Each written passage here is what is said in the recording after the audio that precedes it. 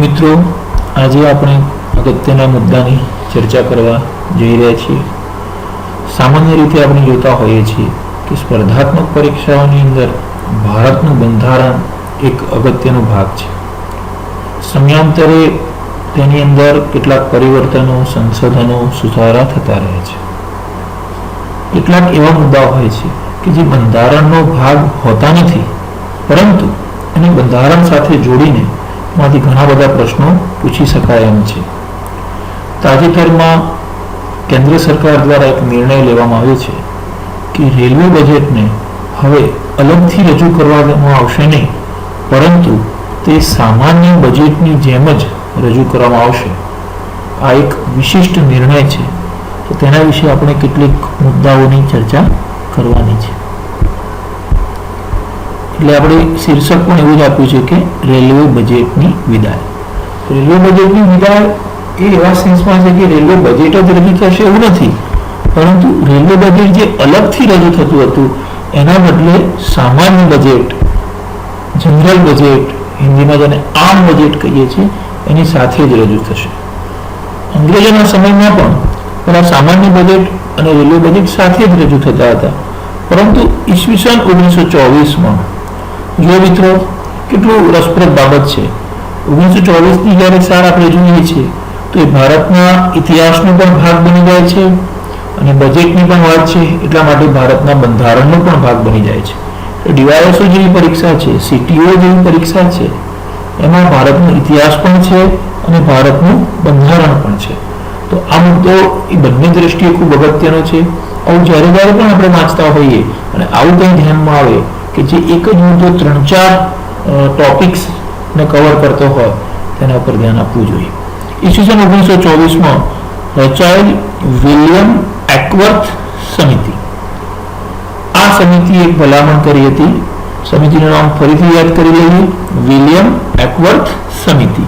આ સમિતિએ એવી ભલામણ કરી હતી કે બંને બજેટ એક સાથે રજૂ કરીએ, એટલે કે રેલવે બજેટને એની અલગ રીતે રજૂ કરીએ અને સામાન્ય બજેટને અલગ રીતે રજૂ કરીએ. 1924 થી 2016 એટલે કે 52 વર્ષ બાદ હવે આ પ્રથા બંધ થઈ જશે અને રેલવે બજેટને સામાન્ય બજેટની સાથે જ લેવામાં આવશે. તેના માટે અલગ રેલવે બજેટની જરૂર નથી. મિત્રો, અલગ રેલવે બજેટની જરૂર નથી. એના એ ભલામણ કોણે કરી છે? તો એ ભલામણ ખૂબ જ આઈએમપી નીતિ પંચ દ્વારા બનાવવામાં આવેલી વિવેક દેબોરોય કમિટી દ્વારા આ ભલામણ કરવામાં આવી છે. મિત્રો, વિલિયમ એકવર્થ કમિટી જે છે એણે એવી ભલામણ કરી હતી કે બંને બજેટ અલગ અલગ રજૂ થવા જોઈએ, જ્યારે વિવેક દેબોરોય કમિટી એવું કીધું છે કે બંને બજેટ એક સાથે જ રજૂ થવા જોઈએ. એટલે આ બંને સમિતિઓ તમારે યાદ રાખવાની છે. આવો જ નિર્ણય આયોજન પંચની બાબતમાં પણ આપને ખબર જ છે કે આયોજન પંચ એક ગેરબંધારણીય સંસ્થા હતી. આથી વર્તમાન કેન્દ્ર સરકારે એ આયોજન પંચ હટાવીને એક નવી સંસ્થાનું ગઠન કર્યું છે, જે નીતિ પંચ છે. અને નીતિ પંચની જ એક કમિટી વિવેક દેબોરોય કમિટી, આ કમિટી દ્વારા એવી ભલામણ કરવામાં આવી કે રેલવે બજેટ ને સામાન્ય બજેટનો જ ભાગ ગણવો જોઈએ. જેમ આપણે અગાઉ પણ વાત કરી એમ કેન્દ્ર સરકાર દ્વારા 2 અગત્યના નિર્ણયો લેવામાં આવ્યા છે.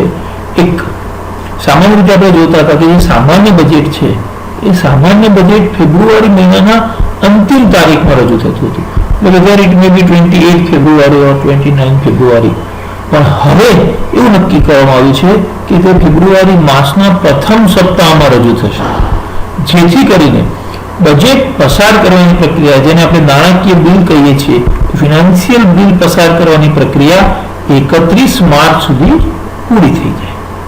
એટલે આ બજેટનો અમલ 1 એપ્રિલથી શરૂ થઈ જાય.